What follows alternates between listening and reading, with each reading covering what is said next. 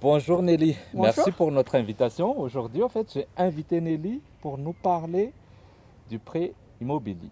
Oui. C'est la suite des vidéos qu'on a fait ces derniers temps. Et aujourd'hui, on va laisser une banquière, quelqu'un qui travaille dans le milieu tous les jours, pour nous parler du prêt immobilier. C'est quoi? Comment ça se passe? Qu'est-ce qu'on devrait faire? Sur quoi devrait-on faire attention? Nelly, c'est à toi. Ici, on parle de l'entrepreneuriat, du leadership, de la stratégie et des investissements. Je suis Prosper Anxialoun. Merci Prospérin pour la parole. Alors, nous allons parler de projet immobilier. Alors effectivement, comme il l'a dit tout à l'heure, Prospérin, c'est le projet de toute une vie. Alors le projet immobilier peut être de différentes manières. Toutefois, ce que nous allons dire aujourd'hui, nous allons surtout nous concentrer sur le projet immobilier en résidence principale. Alors, le projet immobilier, un prêt impactera, quoi qu'il en soit, votre patrimoine. Donc, d'où l'intérêt de bien choisir votre projet. Alors, dans un premier temps, ce qu'il faudrait faire, c'est de vous rapprocher d'un professionnel, c'est-à-dire votre banquier ou un établissement financier, ou alors tout simplement faire une simulation sur un site spécialisé pour avoir une idée de votre capacité d'emprunt. Qu'est-ce que c'est? La capacité d'emprunt, c'est d'avoir une fourchette de prix de ce que vous pouvez acheter, c'est-à-dire quel type de bien, quelle valeur, dans quel milieu vous pouvez acquérir votre bien.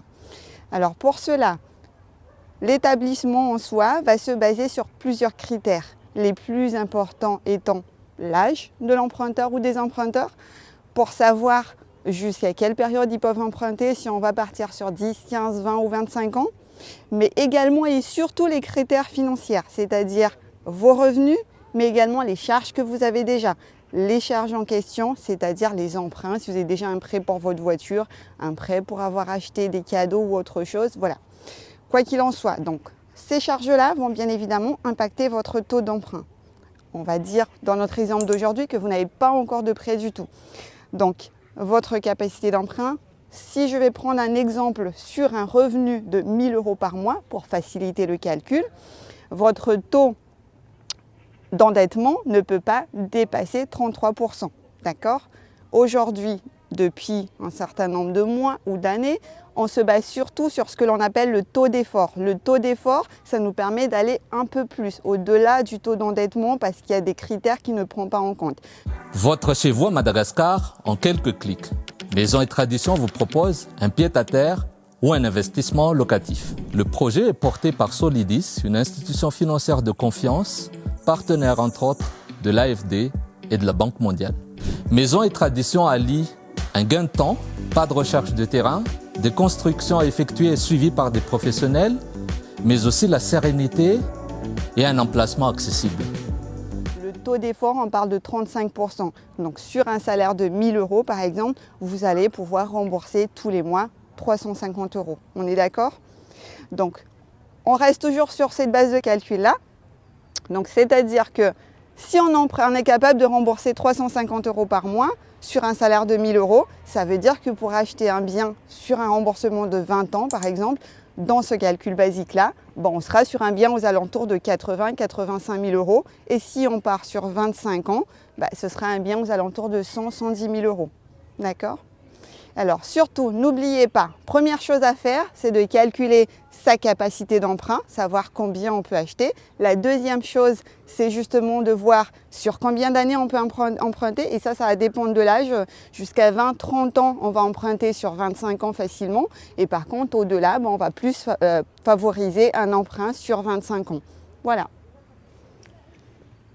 Merci beaucoup. Je t'en prie. J'ai encore une toute petite question. Oui. Quels sont les avantages au fait d'un prêt immobilier?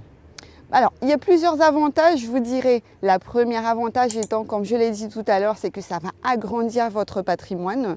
Je ne parle pas que du patrimoine immobilier parce que vous n'allez pas payer de loyer. Donc, l'argent que vous allez allouer à un loyer, vous allez le capitaliser pour avoir un bien qui vous appartiendra à la fin de l'emprunt.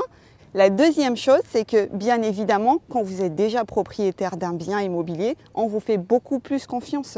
Votre établissement bancaire vous suivra dans vos autres investissements, que ça soit toujours dans les investissements immobiliers ou dans d'autres investissements, parce que ça démontre une capacité à payer et ça démontre une capacité d'épargner pendant un certain nombre de temps. Bon, merci beaucoup pour ces explications. Je J'ai t'en une prie. toute dernière question. Oui. Est-ce que toi-même, tu as un bien immobilier? Oui, alors bien sûr, je prêche ma paroisse. Bien évidemment, j'ai préféré commencer plus tôt. Voilà, dès que j'ai commencé à travailler, j'y ai déjà pensé, des choses un an à un autre. Aujourd'hui, je me suis trouvée, il y a quelques années, beaucoup plus mûre sur le projet. Donc j'ai acquis ma résidence principale par souci de ne pas vouloir tout simplement payer des loyers. Une chose en amenant un autre, aujourd'hui, je suis plus en partance pour acquérir des résidences locatives pour la location afin d'avoir des revenus complémentaires et notamment aussi pour préparer mes vieux jours. Nelly, merci beaucoup pour ce partage. Je t'en À prie. très bientôt. Au À revoir. bientôt. Au revoir.